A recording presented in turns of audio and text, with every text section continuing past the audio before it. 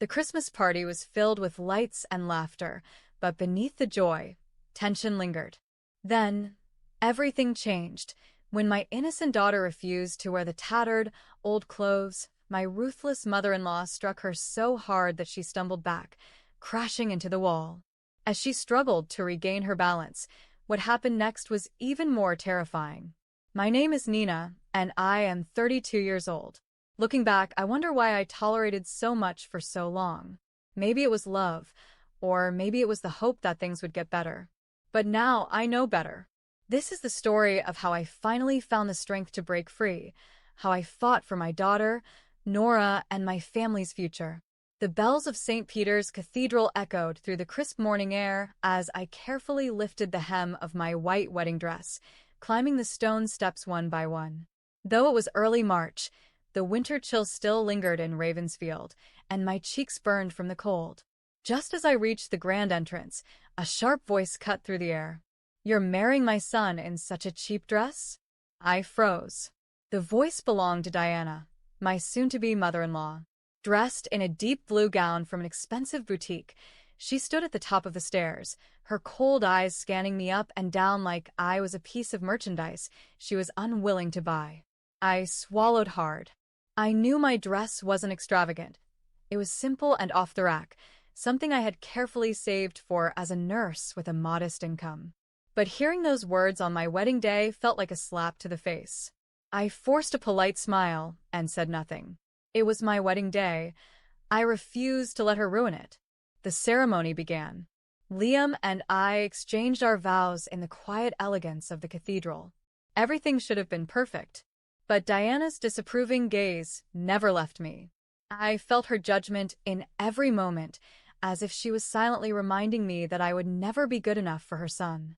After the ceremony, when it was time for the family photos, her true colors emerged once again. "Let's take some family shots without Nina first," she instructed the photographer, deliberately pushing me to the side. I stood there in stunned silence as she gathered Liam, his father Thomas, and his sister Julia for several pictures. I wasn't included in most of them. Liam must have noticed, but he never confronted his mother. "That's just Mom's way of showing she cares," he would say, brushing it off. I should have seen it then, the warning signs. But love makes you blind, and I was no exception. 3 years passed. My marriage to Liam had its challenges, but I had convinced myself that Diana's disapproval was something I could endure. After all, she wasn't part of our daily lives. But what I didn't realize was that her presence loomed over us like a shadow, influencing Liam in ways I hadn't fully understood yet. Liam and I had been trying for a baby for years, but infertility crushed that dream. After countless tests, doctor visits, and heartbreaking disappointments, I finally made peace with it. Instead of dwelling on what I couldn't have, I chose to embrace what was possible: adoption. That's when I met Nora. I had been volunteering at an orphanage, offering medical checkups for the children when I saw her. She was just 5 years old, sitting quietly in the corner, drawing on a torn piece of paper. Something about her delicate features and deep, thoughtful eyes pulled at my heart. The moment our eyes met, I felt something unexplainable, like fate had brought us together. By the time Liam and I finalized the adoption process, I was convinced that Nora was meant to be ours. But what I hadn't anticipated was how this decision would ignite a new war with Diana. The first time I told Diana that we were adopting, she let out a sharp breath, her face tightening. "A child with no blood ties?" she scoffed. She didn't even pretend to be happy for us. Instead of congratulations, she made her true feelings brutally clear. When Nora officially became our daughter, we sent out a birth announcement to close family and friends. While others sent warm wishes, Diana didn't even show up at the hospital to meet her granddaughter. Instead, she sent a short, cold message. Use Grace as her middle name. It was my mother's name. It wasn't a suggestion, it was a demand. I remember sitting in silence, the phone in my hand, my chest aching. I wanted to refuse. Why should I let a woman who clearly didn't accept my daughter dictate something so personal? But then Liam placed a hand on mine and said, "Please, Nina, just consider Mom's feelings." And that was the first time I compromised. I swallowed my pride, pushed back my anger, and agreed. Nora Grace. That was the first time I gave in for the sake of keeping peace. But it wouldn't be the last. Diana continued to exclude Nora in every possible way. She deliberately scheduled family events on different days from Nora's birthday, making it impossible for us to celebrate with them. She removed pictures of Nora from family albums as if she didn't exist. At church gatherings, she ignored her entirely, treating her like an outsider. And worst of all, she started using a phrase that stung every time I heard it. Real family.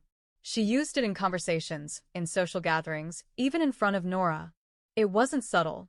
It was a calculated way of reminding us that, to her, Nora would never be truly part of the family. Liam noticed. But every time, he chose silence over confrontation. It's just how she is, he would say. She doesn't mean any harm. But I knew better. It was only going to get worse. And I was right. That year, Diana hosted a grand Christmas party at her estate in Ravensfield. Her house, an enormous white mansion in an upscale neighborhood, was lavishly decorated with LED lights and a towering Christmas tree. Every detail screamed wealth and power. The invitation had read, "Let's celebrate Christmas as a whole family." I should have known better. That morning, Nora was filled with excitement. She stood by the window, watching the snowfall, her little hands pressed against the glass. "Grandma's house will have wonderful presents, right?" she asked, her eyes shining with innocent hope. I felt a pang in my heart. I knew this night wouldn't be kind to her. Still, I nodded. "Of course, sweetheart." I had taken extra care that evening, curling Nora's soft brown hair, tying it with her favorite ribbon, dressing her in a navy velvet dress. A small pearl brooch from my late mother added the final touch.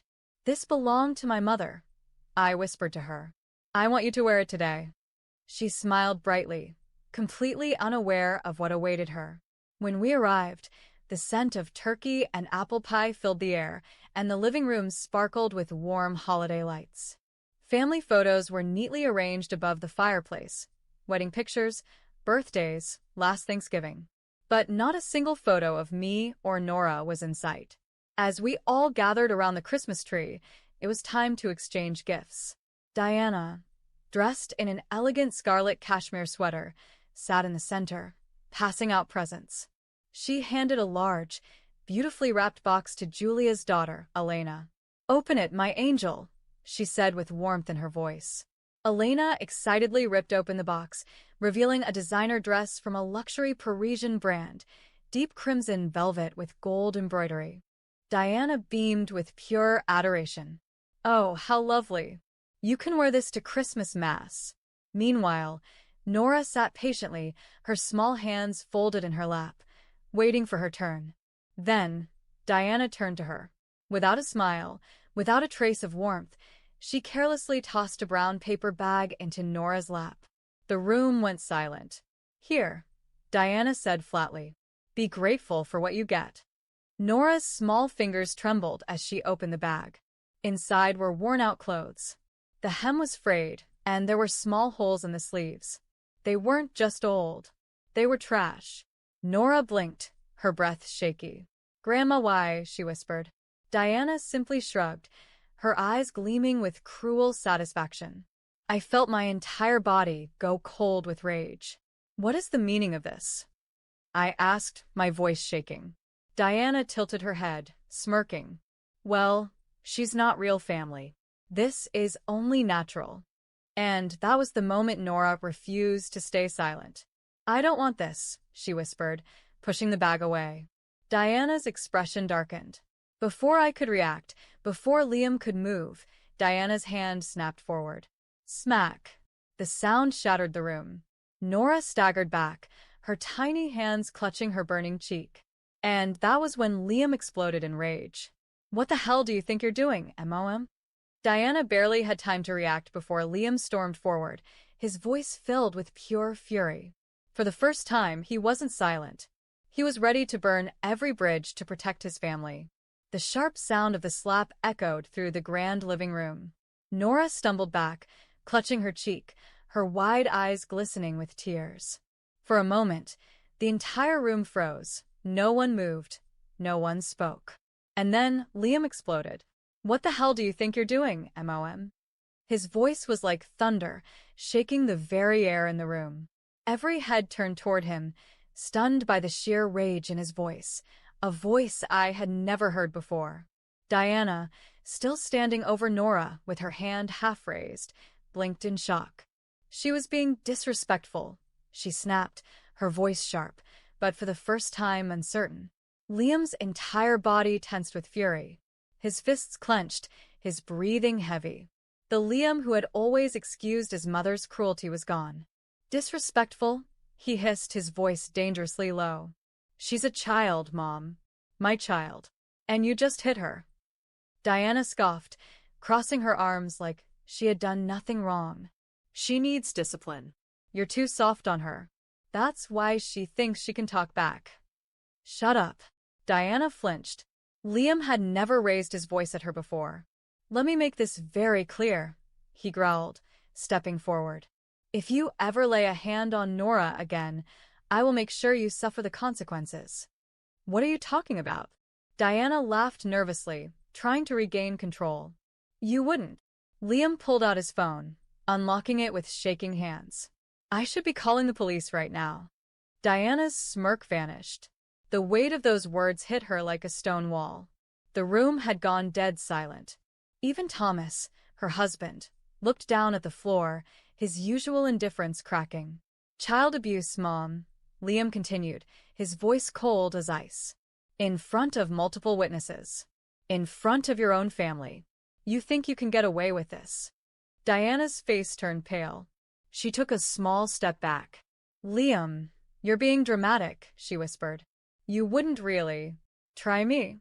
Liam's hand hovered over his phone screen, his thumb resting on the 911 dial button. For the first time in her life, Diana looked afraid. "Listen to me," Liam said, his voice steady and final. "I've spent my whole life excusing you, ignoring your cruelty. But that's over." He turned to look at me for the first time, truly seeing me. His eyes were filled with guilt, but also something stronger. Determination. "I choose my wife. I choose my daughter. And I choose to protect them from you." Diana's lips trembled, her hands balling into fists. "You're turning your back on your own mother?" she spat. "No," Liam corrected. I did that the moment you hit my child." Liam grabbed my hand and pulled me and Nora toward the door. "We're done with you." Diana watched in disbelief as Liam led us out of the house. "And if you ever come near Nora again," Liam said over his shoulder, "I'll make sure the law takes care of you." And with that, he slammed the door behind us. I gripped Nora's trembling hand as we stepped out of Diana's house. My heart was pounding, my mind racing. Liam's grip on my other hand was tight and unwavering, a silent promise that this time, he wasn't going to back down. As we walked toward the car, Nora's small voice broke the silence. "Mommy, was I bad?" My chest tightened with unbearable pain. I dropped to my knees in the snow, cupping her tear-streaked face gently. "No, baby," I whispered. "You did nothing wrong. Nothing at all." Her tiny hands clung to my coat, and I held her close, pressing a kiss to the top of her head. Behind me, I could hear Liam breathing heavily, trying to control his rage. "We're not letting this go," he finally said, his voice dark. "She thinks she can hit my daughter and walk away? Not a chance." I looked up at him, my hand still resting on Nora's small shoulders. "What are we going to do?" I asked. Liam's jaw clenched. He pulled out his phone and, without hesitation, dialed the police. I stared at him, my heart pounding. This was really happening. I had spent years watching him excuse his mother, brush things aside, keep the peace. But now he was ready to fight.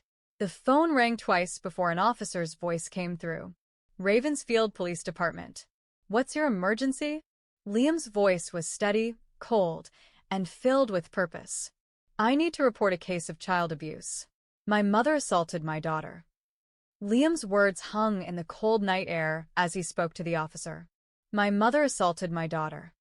I saw the way his hands tightened around the phone, his knuckles turning white. This wasn't just anger, it was resolve.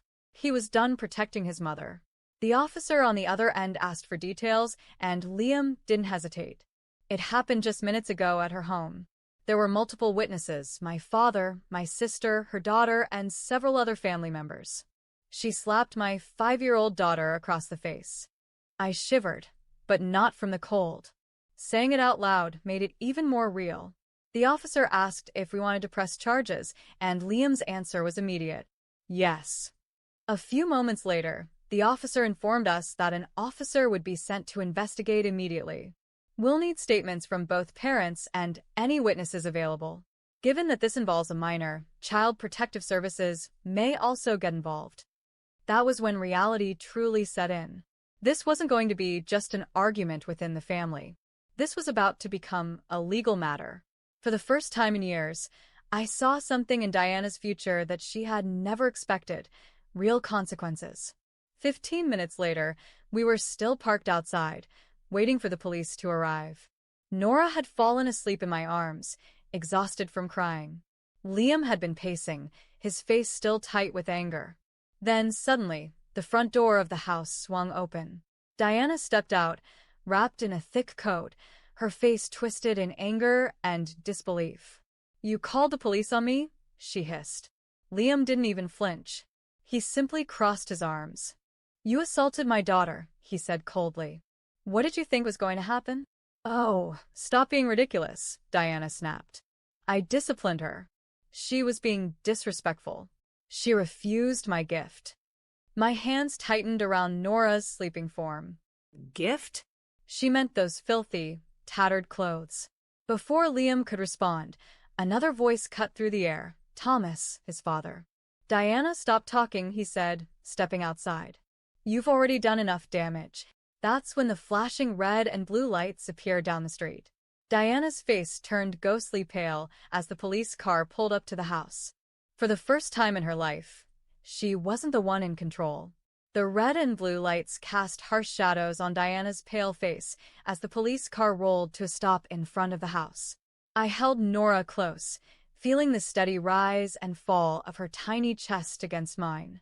She was asleep, unaware that justice was finally coming for the woman who hurt her.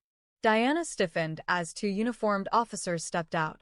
One was a woman with sharp eyes, the other a tall man with a calm but authoritative presence.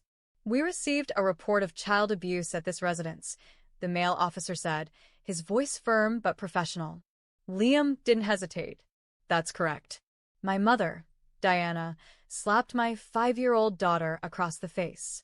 Diana gasped, spinning toward him in fury. "I cannot believe you're doing this, Liam. I am your mother. You called the police on your own flesh and blood." Liam didn't even blink. "And you hit my daughter, Mom." His voice was cold and unwavering. "That's the only thing that matters." The female officer turned to Diana. "Ma'am, we need to ask you some questions. Please step inside." Diana crossed her arms, shaking her head. "This is ridiculous. I only disciplined her." She was acting spoiled and disrespectful. The officer didn't flinch. "You hit a child, ma'am. That is not discipline. That is assault."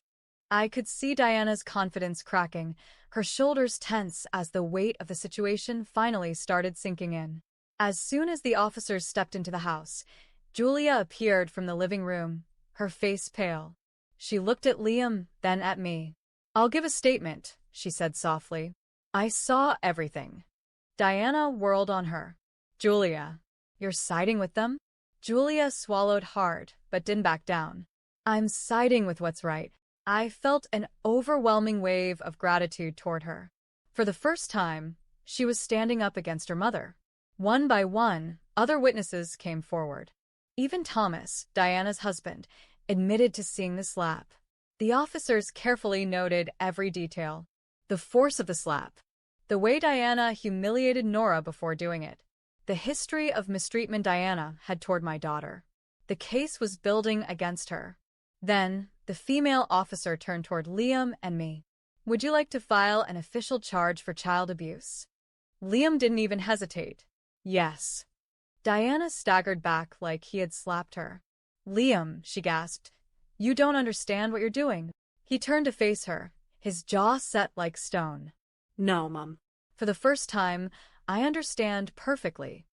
The officer nodded and wrote something in her notepad. "We'll also be notifying Child Protective Services. Given the nature of this case, there may be legal restrictions placed on your contact with your granddaughter." Diana gasped. "You can't do this to me." But no one defended her this time. The next few days were filled with legal battles, investigations, and consequences that my mother-in-law never thought she would face. She had always carried herself with an air of untouchable authority, controlling everyone around her through guilt and manipulation. But now, the world she had carefully built around her was collapsing brick by brick. The moment we pressed charges, everything moved quickly. The police gathered witness statements from everyone who had been present at the Christmas party. My sister-in-law, my father-in-law, and other family members confirmed what had happened. Even those who had previously turned a blind eye to her actions could no longer ignore the truth. Within 48 hours, my mother-in-law was formally charged with child endangerment and assault on a minor. Since it was a case of physical harm to a child, the law took it seriously. As the investigation continued, the court issued a restraining order, legally barring her from coming near my daughter. She was no longer allowed to visit, call, or make any contact. The woman who once demanded control over every aspect of our lives had suddenly lost all access to us. But that wasn't all. Word of the incident spread quickly throughout the community. Church members, neighbors, and old acquaintances heard about what she had done. People who had once admired her social status and respected her opinions now saw her for what she truly was. The whispers started. The invitation stopped. She lost her influence in the church, a place where she had once been a respected figure.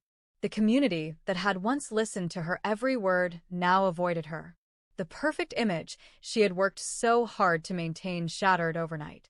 She tried to fight the charges, hiring a lawyer and attempting to paint herself as the victim. She claimed that she had only been disciplining a child, that it had all been a misunderstanding. But with multiple witnesses testifying against her, she had no defense. In the end, the court sentenced her to 6 months of community service and mandatory anger management counseling.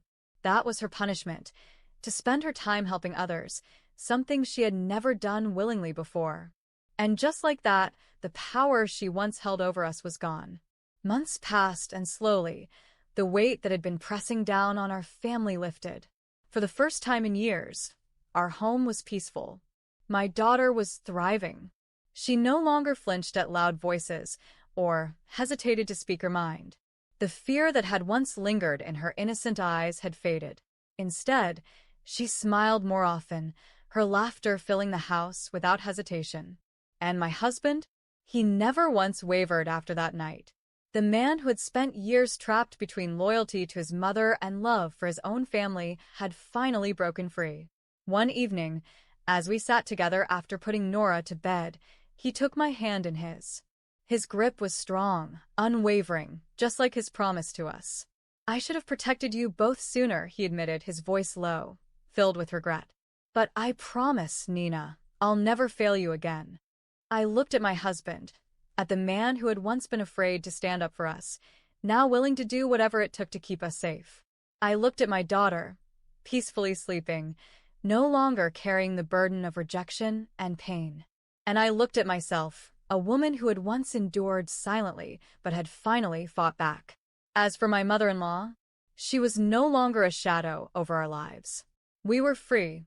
If you found this story engaging and meaningful, don't forget to like this video, leave a comment sharing your thoughts, and subscribe to the channel for more powerful stories. Your support helps us bring more impactful content your way. Thank you for watching.